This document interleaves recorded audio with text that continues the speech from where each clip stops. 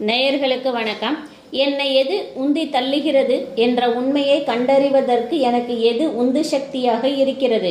அந்த நாட்டம் எனது கொள்ளுத்தாத்தா நேருவால் எவ்வாறு ஈர்க்கப்பட்டது என்பதை பற்றி பேசுகிறேன். எனது கொள்ளுத்தாத்தா நேரு வெறும் அரசியல்வாதி மட்டுமல்ல, நீண்ட தேடுதலின் ஈடுபாடும் கொண்டவர். சிந்தனையாளர், ஆபத்தை புன்னகையுடன் எதிர்கொண்டு வலிமையாகவும் இருந்திருக்கிறார். அவருடைய மிகப்பெரிய மரபு இடைவிடாத உண்மை தேடலில் உள்ளது. நான் பின்தொடரும் அனைத்துக்கும் காரணமான கொள்கையாகவே உள்ளது. அவர் அரசியலை கற்பிக்கவில்லை, பயத்தை எதிர்கொள்ளவும் உண்மைக்காக உறுதியுடன் நிற்கவும் கற்றுக் கொடுத்தார். தேடவும் கேள்வி கேட்க வேண்டிய தேவை போன்றவைகள் என் ரத்தத்தில் ஓடுகிறது. விலங்குகள் எப்பொழுதும் எங்கள் குடும்பத்தில் உறுப்பினராகத்தான் இருக்கிறது.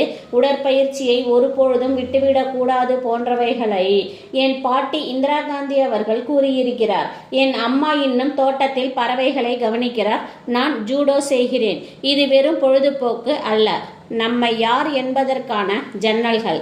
நம்மை சுற்றியுள்ள உலகத்துடன் நாம் எப்பொழுதும் இணைந்திருக்கிறோம். மிகவும் ஆழமாக நாங்கள் சுமந்து செல்வது வலிமையுடன் சவால்களை எதிர்கொள்ளும் உள்ளுணர்வைத்தான்.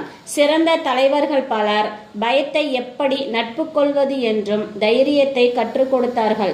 ஒடுக்குமுறையை எதிர்த்ததுடன் இறுதியில் சுதந்திரம் கோருவதற்கான தைரியத்தையும் இந்தியர்களுக்கு எனது தாத்தா நேரு வழங்கினார். எந்த ஒரு சிறந்த மனித முயற்சியும் பயத்தை எதிர்கொள்வதில் இருந்துதான் தொடங்குகிறது. நீங்கள் அகிம்சைக்கு உறுதியளித்திருந்தால் உண்மைதான் உங்களின் ஒரே ஆயுதம். நான் பில்கேட்ஸிடம் உரையாடினாலும் சரி, சேத்ரா மோட்சியிடம் பேசினாலும் சரி, நான் எப்பொழுதும் அதே ஆர்வத்துடன் தான் சந்திக்கிறேன். ஏனென்றால் தலைமை என்பது தைரியம், ஆர்வம் மற்றும் இரக்கத்தில் இருந்து உருவாகிறது.